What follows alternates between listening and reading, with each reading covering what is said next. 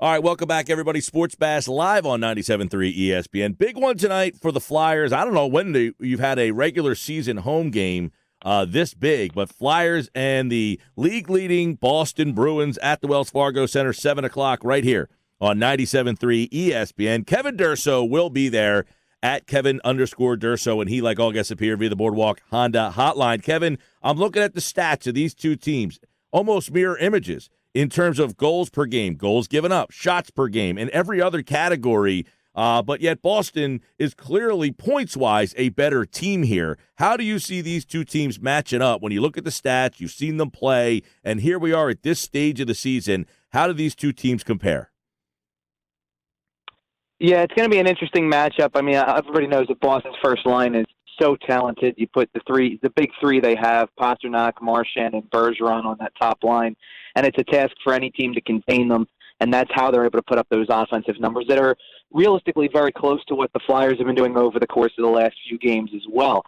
So it's an interesting matchup that I'm very curious to see. I've noticed, throughout this stretch, the Flyers have been able to keep up with every single team that they've played against, all the top teams, and they've done this twice to Boston this season as well. They've played them tough. They've won both games in shootout, and one that could certainly down the road somewhere along the line be a playoff preview. Yeah, and you look at a couple of factors here. You mentioned that the Flyers are at home, so that top line there, what's the matchup in your mind for that top line? The Flyers get to match tonight being at home, so there's an advantage there. Who gets matched up with that top line?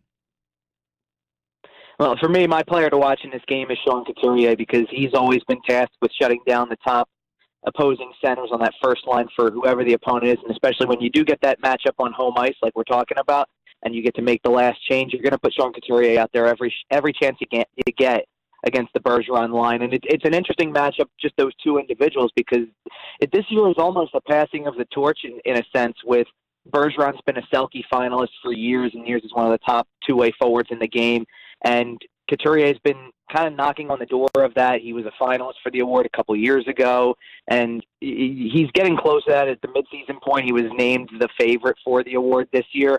So I'm really intrigued by that matchup. Bergeron's always been good at containing the opponent's top line.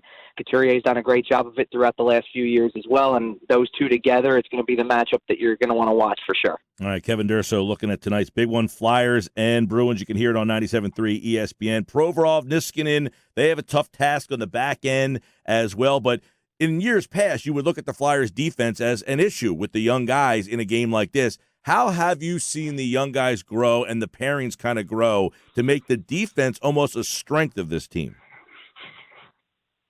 Yeah, for sure, and it's kind of a shame that we're on this topic because Phil Myers is not going to be able to play tonight, and he's been one of those guys who have been growing really well over the last few weeks alongside Travis Sanheim. So Sanheim's going to probably have a new defensive partner in some capacity, whether they decide to move Justin Braun up back to that second pairing. Shane Gostisbehere is going to come back into the lineup for the first time in over a month, so that's pretty significant as well, just to have that face back in the lineup, and it honestly could create a little bit of a problem for them because it's a little bit of something that's unfamiliar. But that top pairing that you talk about with Provorov and Niskanen has been just so consistent throughout the season. A top pairing defenseman that everybody knew he could be, and he had shown signs of it. But with Niskanen, he's got even more stability, and he's able to explore that offensive side so much better. I feel the same way with Sanheim. I think Sanheim's taken those steps to his game while still maintaining a solid defensive presence, and Myers was doing a great job of that as well. And it's just tough to lose anybody at this stage of the season, even if it's just for a game at this point. Myers blocked a shot in Saturday's game against Buffalo, managed to finish the game, but it was clear he wasn't completely 100% from that point on, and gave it a go in practice in the morning skate and left Monday's practice early, and there was clearly something that wasn't right. They had said he was going to be a game-time decision earlier in the day, and then that quickly changed. Shane Gostisbehere said he was told he was in, so all assumptions are that that's not changing. Gostisbehere's in, Myers is out tonight.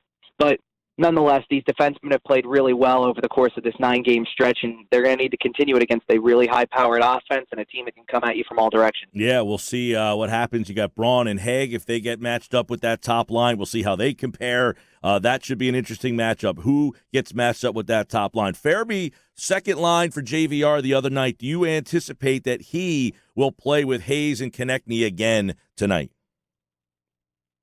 Yeah, I do, and it was great to see him get rewarded for his efforts over the last 2 games since rejoining the lineup with that goal on Saturday.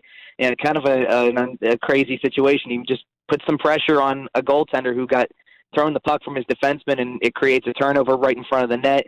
And before the goalie's able to react, he's able to put it through the 5-hole for the goal that really gave the Flyers control of that game. They're kind of fighting it off, and Carter Hart was really having to bail them out for a change in this particular game. And Farabee's goal, a little over 5 minutes left in the game, changes everything. It was a dagger for Buffalo, and that pretty much secured the 2 points that the Flyers needed to keep pace in the Metro.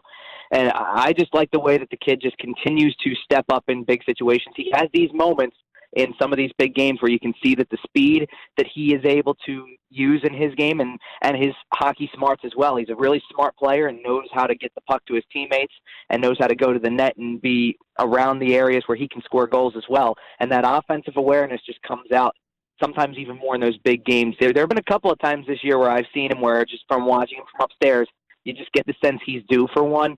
Saturday was one of those for sure, and he was rewarded with one late. As crazy as it may have been for him to score that goal in that way, he was rewarded for his efforts, and I expect something similar. He plays really well with those 2 players, Hayes and Konechny, and I think that he could be poised for a big game. He had a big goal in the shootout against Boston way back in November now, but he continues to do a lot of the right things, and that keeps him in the lineup in a top 6 role. Remember with the Capitals' point last night, they're a point up, but if the Flyers win tonight, they would then have sole possession thanks to the Buffalo Sabres. Speaking of the Sabres, Carter Hart, 38 saves against the Sabres, and that's the kind of game that if you don't have Carter Hart in years past, you probably lose that game because the Flyers did not play their best game Saturday against Buffalo, but that's the makings of a good team when you don't play your best and your goalie can steal a game.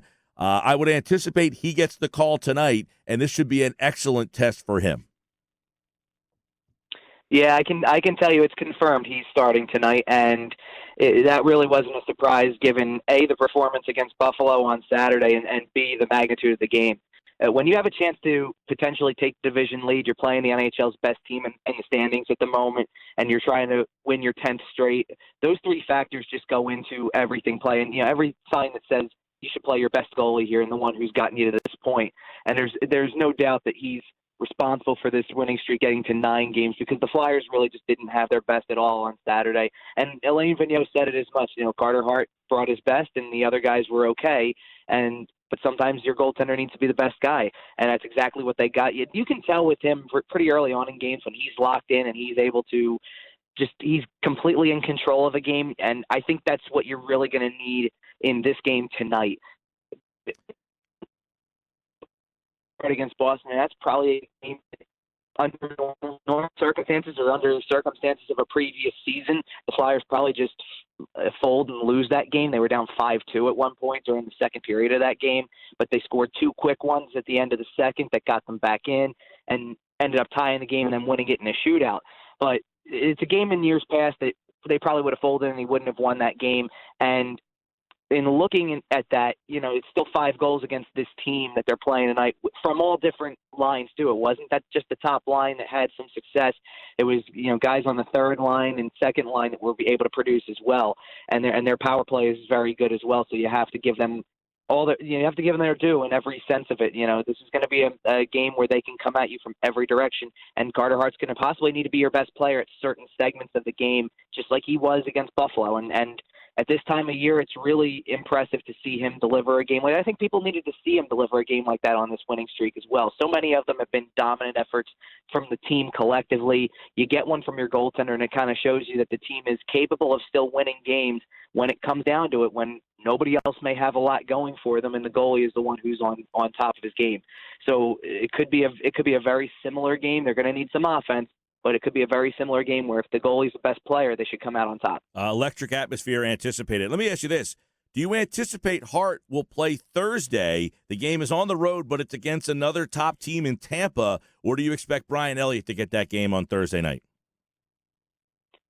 I would expect Hart to get that one as well, just because I think you need to give him some form of a test on the road before this season is over and before the playoffs begin. And there's really not much on the road that I would consider a test like this, that's on the same wavelength and magnitude as a Tampa game. You know, they don't play a Washington or a Pittsburgh or a team like that down the stretch on the road. They've got road games against teams like Detroit and New Jersey, and those are certainly good experiences to play games on the road and build your confidence on the road, but the level of competition on the other side is just not going to be what it is against the Tampa.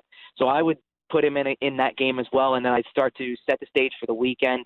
Probably seems poised that Brian Elliott will be the one who gets a start on Saturday against Minnesota as the first end of the back-to-back, and then Carter Hart can come right back in and play Edmonton on Sunday afternoon, and it balances out your week fairly well. I mean, it wouldn't be a surprise to see them try Elliott in that game, but I think you need to give Carter Hart a test and give him some confidence against a top opponent on the road, because this is what the playoffs are going to be. So that's what I would do, and we'll see what Elaine Vigneault decides to do. Agreed. Kevin Durso, he will be there tonight for Flyers and Bruins, and you can hear the action right here on 97.3 ESPN. The puck drops at 7 o'clock, and, of course, he, like all guests, appeared via the Boardwalk Honda hotline. Should be an amazing atmosphere at the Wells Fargo Center. I would imagine, I know the attendance has been a topic of conversation. I would imagine not a seat to be had tonight with Boston in town. Thank you so much, Kevin.